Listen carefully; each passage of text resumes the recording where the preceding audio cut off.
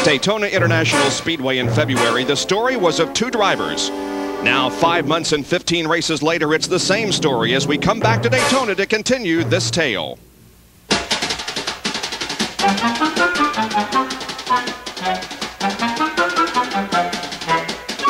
Oh no, wrong kind of tale. There's only one. Not one, two. There's only gonna be one. Move over. We're coming again. And that's exactly what Dale Earnhardt did in February. Dale Jarrett won only his second race, but it was the most important of all, the Daytona 500 by STP.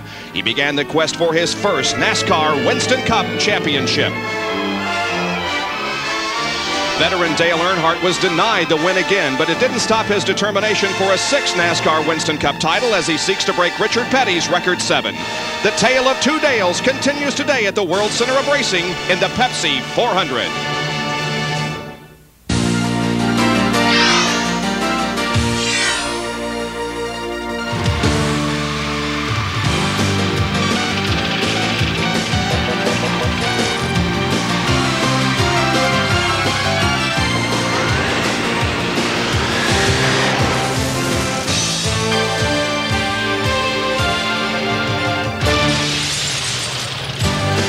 ESPN, the world's leader in motorsports coverage, is live today at Daytona International Speedway for the Pepsi 400 NASCAR Winston Cup race.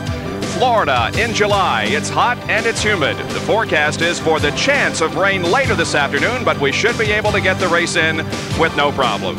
Good morning, everyone. I'm Bob Jenkins, and welcome to Daytona as we begin the second half of the 1993 NASCAR Winston Cup season. This is where it all began in February when Dale Jarrett beat Dale Earnhardt to the checkered flag. And as we take a look at the point standings, those two drivers are at the top, with Earnhardt 213 points ahead of Jarrett. Rusty Wallace is third, Kyle Petty is fourth, and Morgan Shepherd is fifth, 287 points behind. But there are other stories here besides Dale and Dale. We have stories about sleepers, streakers, and sneakers. And we begin our discussion of those with Ned and Benny. Well, Bob, we're going to talk about sleepers, but first of all, I think we ought to talk about Kyle Petty. Ned, I've been so impressed on the pole for the Daytona 500. On the outside pole here, they seem to have found something. Yeah, the Pontiacs have been really strong on the restrictor plate tracks this year. They have some new body parts on the car, which I think has helped them slip through the air, and of course works well with the taller spoiler that they have now. Rusty Wallace ran very strong here in Daytona in February as well, and was strong at Talladega, but the guy had two big crashes in both of those places. You got to wonder how he feels going into this race today. Do we have some sleepers in this field? We have definitely got some sleepers. No, guys, not that kind of sleeping. Look at Jeff Gordon, Musgrave, Spencer Math. Hey, guys, wake up! It's time to go racing, and then maybe we're going to find a winner out of this sleepers today. Well, neither of these drivers have ever won a NASCAR Winston Cup race, and today just might be the day. But there's one guy who fits in the streaker category, and Jerry Punch will talk about him. Now, Jerry's not in the normal form that we think of streakers, right? No, it's not, Ned. This one's going to wear clothing, although it might be a little cooler if he did, because the temperature is expected to approach 145 degrees in the race car. The streaker we're talking about, Modesto, California's Ernie Irvan. Take a look at his streak. Restrictor plate racing last year, he won here at Daytona, then won at Talladega, won this year back at Talladega in May, and he's back on the pole here at Daytona. This driver likes the plates. One crew member said Ernie's the kind of guy you tie him in the car, tie the throttle wide open, and let him streak. He'll go straight to victory lane. So from the front of the field with our streaker, let's go to the back of the field, who some people have called a sneaker. Here's Sean Curtin. Well, Jerry, as you look at Ken Schrader's qualifying speeds, on Thursday, almost 5.5 miles an hour faster than he was during second round qualifying on Friday. Now, on Thursday, in post-qualifying inspection, NASCAR found an illegal carburetor setup on Schrader's car. As a result, he has been suspended. His car owner, Papa Joe Hendrick, has been suspended for 4 races. It is under appeal. It will be heard next Tuesday, so Schrader will race today. Now, basically, what the setup did, it created an air leak around the 4 stud holes on the restrictor plate. What that did was allow a little more air to get into the intake manifold, hopefully to build just a little more horsepower. Now, the key here is the sneakers may not be on the race team. From Ken Schrader on down, they say they had no idea about the setup. Now, they get their engines from an outside source, so Bob will just have to wait and see. The appeal will be heard on Tuesday. We'll have more on that process later in the race. Well, the qualifying time and speed that he turned in yesterday wasn't good enough to make the field, and so he will have to take a provisional and start 41st last in today's race here at Daytona. ESPN Speed World coverage of the Pepsi 400 being brought to you by Pepsi, who reminds you to be young, have fun, drink Pepsi. By Ford and your Ford dealer. Have you driven a Ford lately? And by AC Delco Automotive Parts. AC Delco, it's like buying time.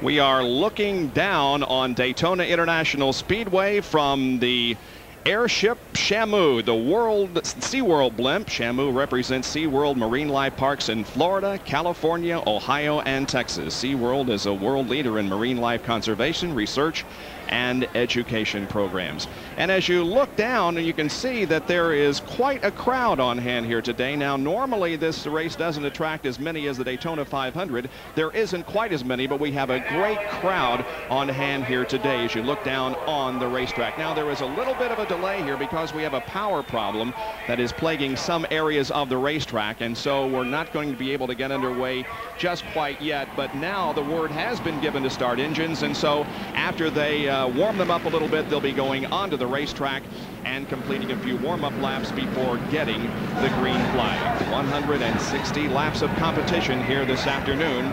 400 miles at Daytona International Speedway, and here is a look at the racetrack itself.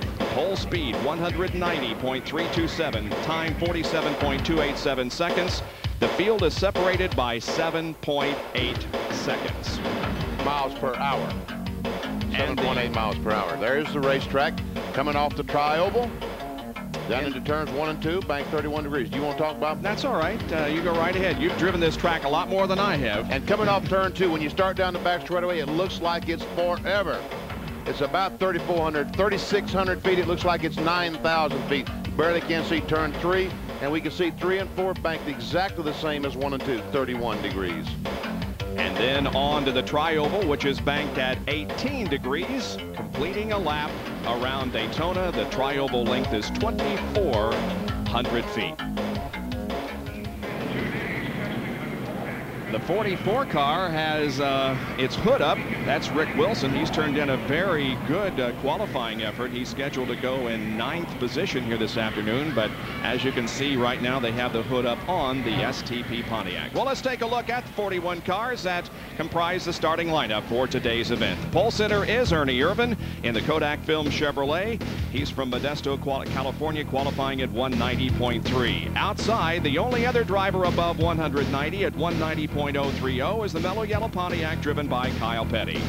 The second row consists of Davey Allison from Hueytown, Alabama in the Hamilton Ford car number 28, and Derek Cope, former winner here from Spanaway, Washington in the 98 Bojangles Ford. Third row, Dale Earnhardt in the GM Goodwrench Chevrolet, and Bill Elliott in the Budweiser Ford. Bill off a victory last weekend in Grand National competition. Harry Gant and Darrell Waltrip will start in row number 4. The fifth row consists of Rick Wilson in number 44 and the most recent Winston Cup winner, Ricky Rudd.